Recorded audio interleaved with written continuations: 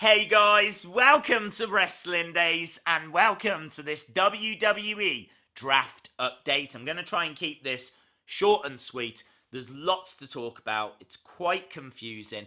I'm going to try and make it as simple as possible. So, we drafted half of the roster last night. What WWE did was they actually split the roster into two. They said we're going to deal with these people on SmackDown. We're going to deal with these people on Raw. So we didn't draft Brock, we didn't draft Seth, we didn't draft Charlotte. Half of the roster was not drafted. So let's move them to one side.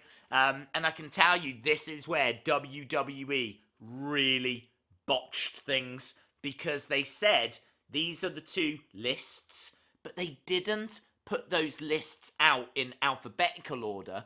They seem to have put those lists out in the actual order people got drafted.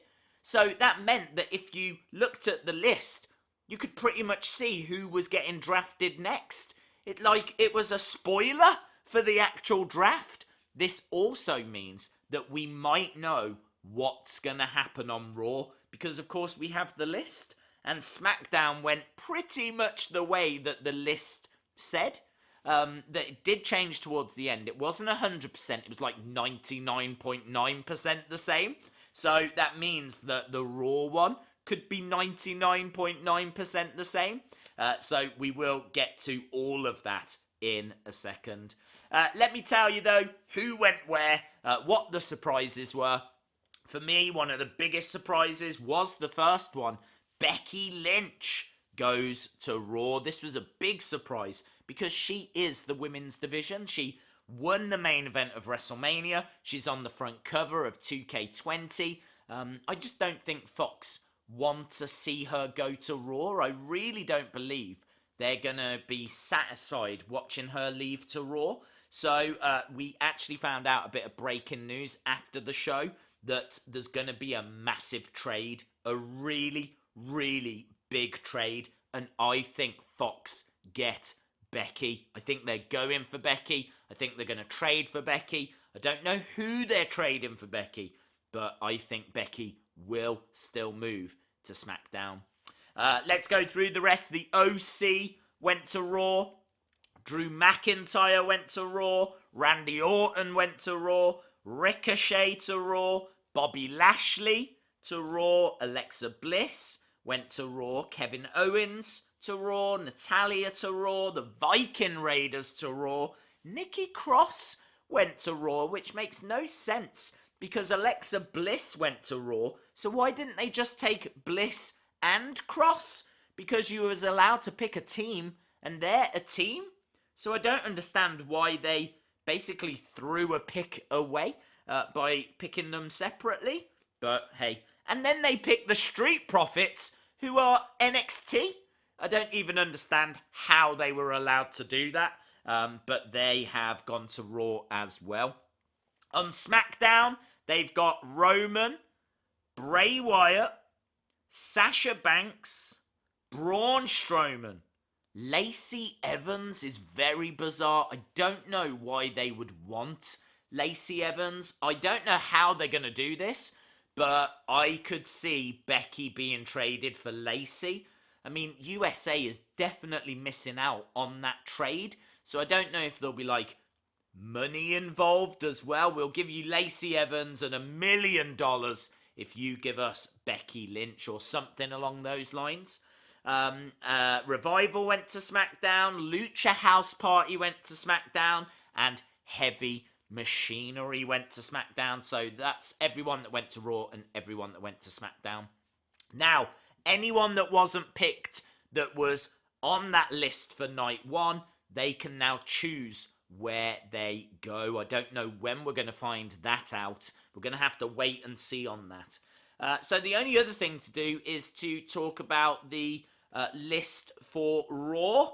We've got it right here. And again, this could be in some kind of order. So this could be quite interesting. So on Raw, we've got Seth Rollins first. Then we've got Brock Lesnar. So you would think Seth to Raw, Brock Lesnar to SmackDown. Charlotte is after that.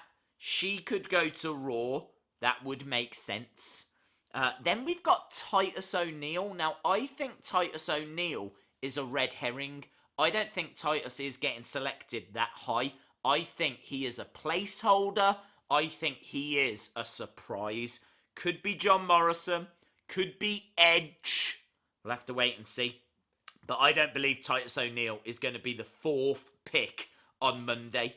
After that, we got Shinsuke Nakamura, Aleister Black, The New Day, Daniel Bryan, Bayley, who has just won the SmackDown Women's Championship, so you would think she would go to SmackDown. Luke Harper and Eric Rowan are separate, which is quite interesting. The Miz, Ali, King Corbin, Elias, Dolph Ziggler and Bobby Roode as a team, Samoa Joe, Kabuki Warriors, Rusev, the list goes on. So those are all the big hitters anyway when it comes to Monday Night Raw. So we're going to have to wait and see on that.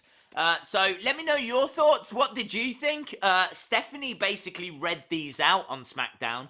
I'm sure we'll get, say, Shane or Vince, maybe Stephanie again, reading them out on Raw. For me, I loved the boardrooms, though. There was 2 boardrooms. We saw how USA and Fox reacted to all of these picks, and they were so overacted. They were so cringy. They became amazing. Like, I loved them. I want to watch those boardrooms for everything now. I don't want WWE watch-alongs. I just want live cameras in those boardrooms reacting to every match that happens from now on, because I thought they were absolutely hysterical.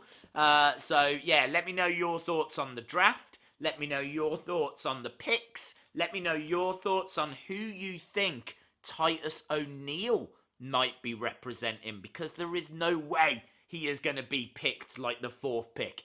That is a surprise. I'm absolutely sure of it.